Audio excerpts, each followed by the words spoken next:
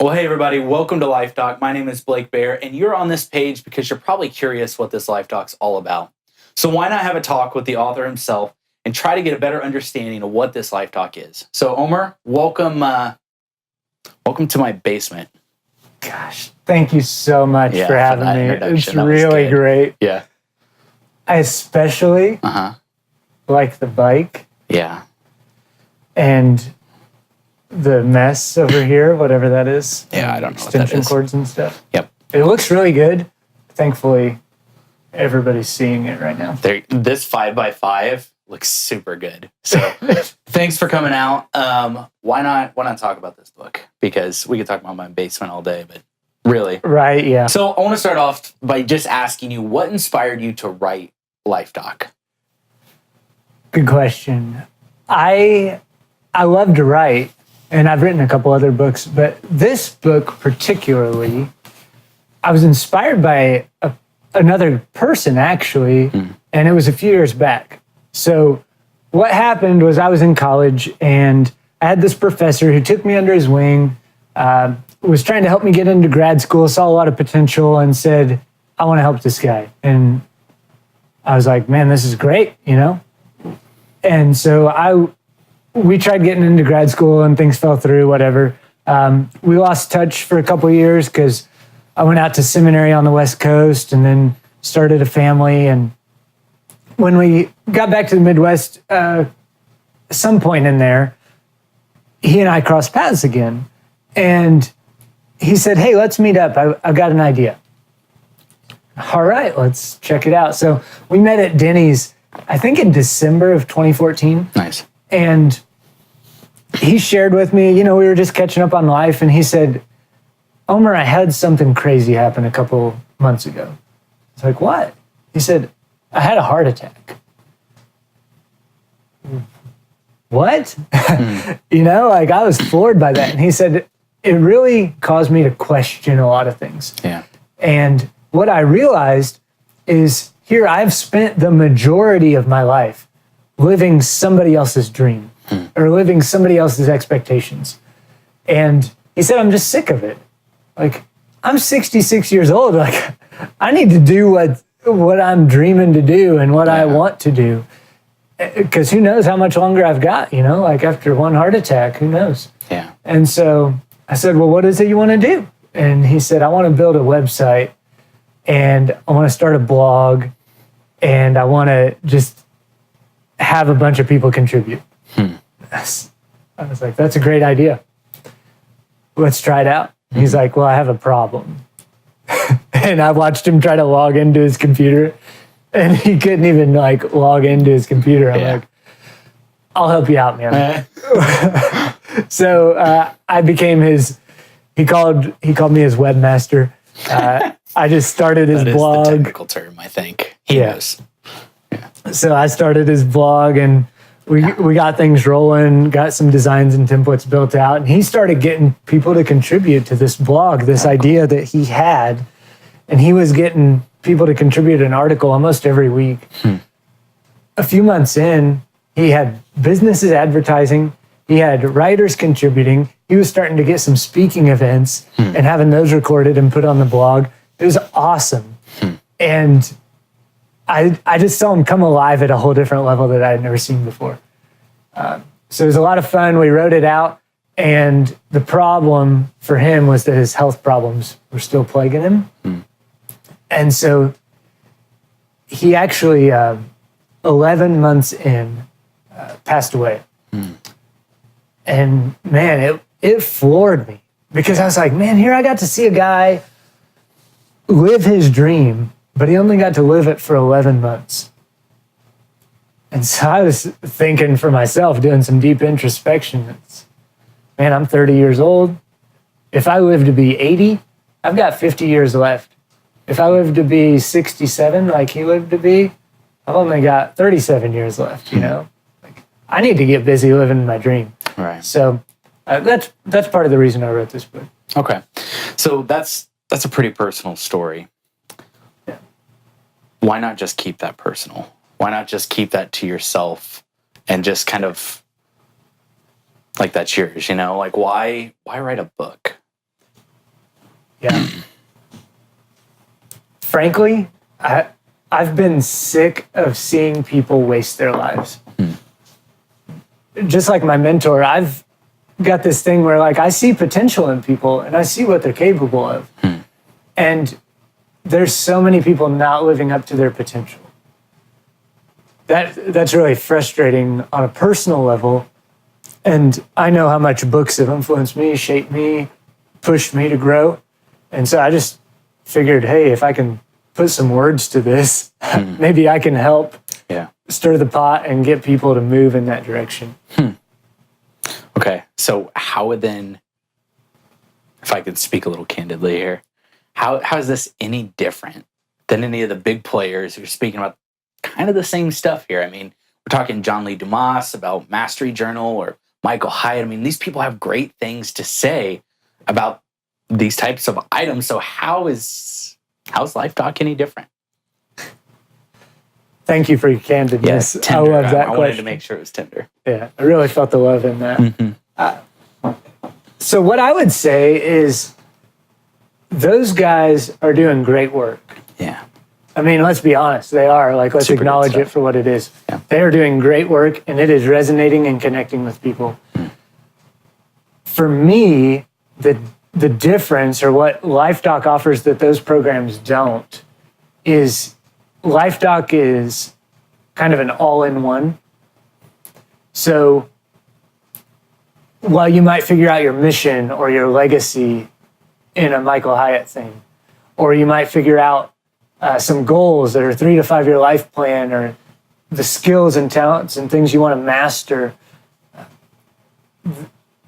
those are just a couple components. Those are just pieces to the puzzle. Yeah. And what LifeDoc does is it takes all those pieces from all those places and starts to put it in one place. I'm a course junkie and a book junkie. Like, I love this stuff, right? I soak it up. I've been building this, like my personal LifeDoc, I've been building it for over 10 years. So I started pulling pieces from all these places, learning all of these things. And I said, you know what? Like, there's a correlation here. Your values inform your vision. Your vision informs your 3 to 5 year life plan. How are you going to accomplish your 3 to 5 year life plan? Well, you're going to do it by knowing your strengths and your talents and building skills into those. So I just started seeing some of those relationships, and I said, this is big, you know? This is something that's pretty important, and I think it's been a turning point for me. Yeah. And as I've started to share it with some other people, like, they've seen that as well. That's cool. Can I still be for sure? Yeah. candid? Because I mean, we're good friends. I can speak however I want. So anyway, all that sounds really good, and I'm like on track with you. Like, I'm all about the bring everything together so that things don't suffer and everything grows as one, essentially. But what do you have to say about all of that? That's worth hearing. Yeah. Gosh, you're such a good friend. A really good friend. Really good friend. Yeah. So I would say there's something else that I felt like was missing from each one of those pieces. For me, is a faith-based component. Okay. And I think there's a lot of people out there that it's sort of like, well, how's my faith play into all of this? Right? And LifeDoc addresses that. It doesn't alienate anybody who's like not a person of faith or who isn't a believer or a Christian. Yeah. But it, if you're not, you just skip over a couple chapters in the book. It's no big deal. Sure. But for those that are, LifeDoc helps bring that lens into it so you can filter everything else. I think the other thing that I have unique to offer is I'm not just looking at how can I succeed in business, but it's like, how can I succeed in family? How can I succeed in friendships? How can I succeed in personal hobbies or community or church, like whatever those facets or elements are that all of us have in our lives. Yeah. I found that Life Doc was the place where I could bring all those together. So then, who's this for? Who is this Life Doc for? Because again, I kind of go back, like, this is something you've built so much, but who is the right person? I heard somebody say this a couple years back. They said, when you're writing a book, you need to write it to one person. And you start off your manuscript with, "Dear insert name." And I was like, what? That's so crazy. But you realize when you write a book, you are writing something that's very personal to people. Right. And a Life Doc, like, what could get more personal than that, right? So I wrote this book to a guy named Chris. Chris is 32 years old, and he has a wife and 2 kids. He's got a third on the way. He's got a job that he's doing really well in. He runs the day-to-day management of this place, but he doesn't own the business, and he kind of feels like he's capped out. But then he's starting to feel like his family's losing a little bit of ground, and he's starting to feel like his faith isn't where he wants it to be. It's just not quite as solid or as strong as he wants it to be. And by the time he's done with his work and trying to spend time with his family, which he feels like is fledgling anyway, he doesn't have any time for himself. He doesn't have any time to help out at his church or in his community or anything like that. So I wrote this book for Chris. There's kind of a sub-audience, and that would be Chris's wife. I don't know who Chris's wife is. Sure. We don't have a name per se for her. Kelsey? Christine. Christine? Chris and Christine? Yeah, they get made fun of. Yeah, they would. But Chris's wife is important. And she is incredibly important because she is made in the image of God, and she wants her family to succeed, and she has her own dreams, desires, and ambitions, and she wants their faith to be strong. She wants friendships and relationships and church and community. Like, she wants all these things just as much as Chris does. Yeah. The challenge is neither of them have it. And they know they need it. Okay, well, that was pretty deep for a who is this for question.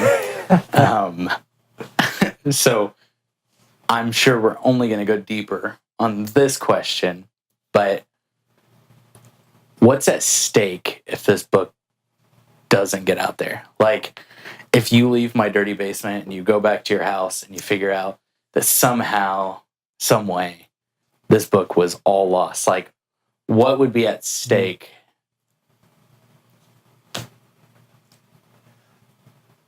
Can we go deeper? Yeah, let's do it. I think lives are at stake. And I think deep, huh? Yeah. You're talking like, okay. And I don't think you're going to die if you don't read Life Doc. But I do think you're going to miss out. Yeah. Because there are so many people that comfort is their number one thing. Or security is their number one thing. We were made for a whole lot more than that. And there is so much more potential in you, in me, in whoever you that are watching this video. Like, there's so much more potential in you than you even know. Thomas Edison said something to the effect of, if we knew what we were capable of, we would literally astound ourselves. And I think that's what's at stake. Our very lives and potential. Because so many people are wasting their lives and living in comfort and security, not trying anything new, not pushing a little harder, not trying to go to the next level. And I think that's at stake. And if I can go just a tad deeper, just a tad, I think generations are at stake. No. Because when you start a family, when I start a family, and it's like, we got to figure out how to parent these kids, right? We got to figure out, how does a marriage work in the context of kids? How does life work, right? Yeah. And when we start doing that, we've got nothing else to go off of, really, than what we were raised with. And so if we aren't setting that example in our own homes right now, our children are going to keep repeating the exact same pattern, because it's our natural tendency to just do what was modeled for us. All right, well, that was pretty deep. I appreciate it, and that was good. Why do people need LifeDoc? You know what? I don't think anybody knows that they need it. Nobody's sitting out there thinking, you aren't sitting out there thinking, man, I really need a document to get my life straight. Nobody's thinking that. They're really not. But what people are thinking is, I'm sick of fighting with my wife. Yeah. I'm sick of missing out on my kids' activities. I'm sick of not having meals together. I'm sick of feeling like mediocre in my faith. I'm sick of not having time for my friends. Man, I really enjoy my friends. Yeah. I don't have time for them.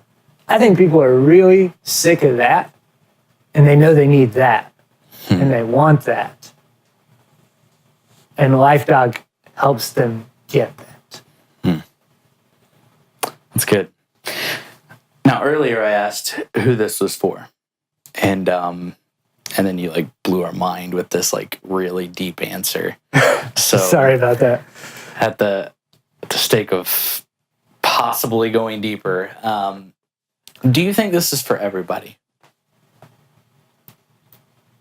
No. I want it to be for everybody. Yeah. Don't get me wrong. I want it to be for everybody, but it's not for everybody. Yeah. You know why? Because the person who thinks they have it together doesn't need it. Yeah. You know? Like the person who's, they haven't hit rock bottom. Sure. They haven't had the last fight or the last, I'm so sick of it, I have to change something. I can't keep living like this. Right. So until somebody hits that point, LifeDoc's not for them. Is it always like that? Do you think they always have to hit rock bottom? Can I share a story? I guess. Yeah. Yeah, So please. a few years back, man, I was chugging along. Like I was hustling. Yeah. I was Making pushing stuff myself. Yeah. I was waking up at 5 a.m. and reading for an hour and doing my workout and praying and then getting into work. Man, I was pushing hard. And I was reading business books and I was reading leadership books, all this stuff. And my wife has this really unique way of being able to just cut right to the quick. It's a wonderful, wonderful blessing and a wonderful, wonderful curse at the same time. Like gritting your teeth on that one. It hurts a This is little. great. So what she said to me, she says, Omer, you are pushing so hard in all these other areas, but you will not pick up a parenting book. You will not pick up a marriage book. You will not set any goals for our family or for our kids. You're missing out on like them growing up. Oh, you know, like I pulled out the dagger. Yeah, it didn't feel like you were reading a Hallmark card, did it? No. And I'm sitting there like Oh, man. licking my wounds for a couple Yeah. days, you know? And finally, after I have my pity party, I'm like, you know, she's right. Yeah. She is right on with that assessment. And I hit that point, and from there, I took a parenting course. I ordered 3 marriage books. And we went through the parenting course together. We talked about some ideas from the marriage books. And we've really started to move our family in the direction we want it to go. And it didn't happen overnight. Yeah. But, a few months. And here we are a couple years into that. And man, our family is the best it has ever been. And that's a good feeling. And you're still chugging along. I'm still chugging along on the other areas. And nothing faltered. I mean, you kept going strong. Yeah. That's awesome. Okay, so for Life Doc, I appreciate your time and telling us what it's all about and what your inspiration was and who it's for, and that really helps clarify things. But what's next? What's next for good old Life Doc? Well, obviously there's a book, right? There we go. You've probably heard about it. Yeah. That's probably why you're actually watching this video. So this conversation sort of opens up what is Life Doc. The book dives into it a little bit more as to why you need it and what it is, and starts to tease out a little bit of how you're going to start building it. And then the hope is to be able to build a course off of this. And we'll just start with a mini course. I don't want to start with the whole thing, but just let's say we can build 3 components. And we can dial those in and we can build them in 2 or 3 months. And from that course, because a Life Doc is a very personal thing, right? We've talked about it, it's super personal. So some people are going to need coaching. Some people are going to need that extra level of accountability, or that extra level of how can we make this work for your life circumstance, for your unique situation and where you're at right now. So what I'm doing, or what we are doing with the Life Doc team, is we're going to open up 100 spots for the course. And then we're going to open up 20 spots for coaching. That's it. That's it. So that's what's next, because I have a full-time job. The people that I'm working with have their own commitments and their full-time jobs that they're doing. So we can only do this in the margins right now. And our hope is that we're going to be able to help some people. We want to be able to get 100 people on track, building their Life Doc out through the course, and 20 people that we've really connected on a personal level and built it out for their unique situation. So that's what's on the horizon, and we'll see what happens from there. Well, hopefully this clarifies what Life Doc's all about. And if you're ready to build your own Life Doc, or you just want to learn more, you can order the book on this page. Or if you want to wait 6 to 8 months and hit rock bottom, then you could come back to this page and order the book then. Well, thanks guys. We hope you enjoyed it. Take care.